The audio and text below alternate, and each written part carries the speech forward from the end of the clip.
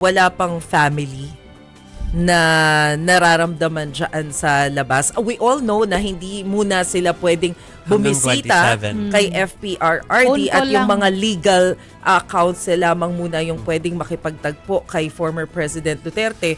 Pero kasi iniisip ko, baka nandun din sa labas. But so far, wala pa akong nakikita. Wala pa. Kanina Oo. narinig ko Lawyers. sa report ni Brill ay si VP Sara nandito sa Manila at wala siyang word on Pulong and Baste. Pero si Baste, si Mayor Baste, no, ng Davao mga kapatid, ay hindi daw nakapunta dun sa flag ceremony and no word din daw on that.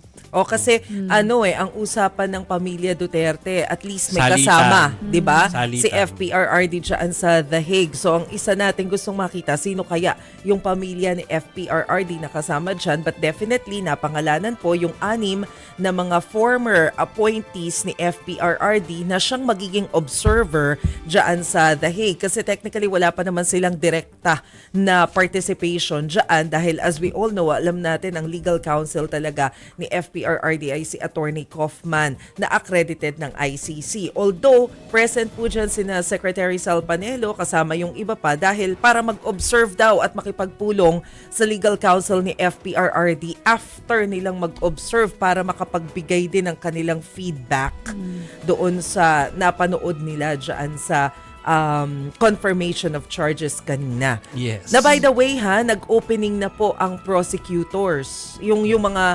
abogado ng side ng victims, 30 minutes yung ibinigay sa kanila.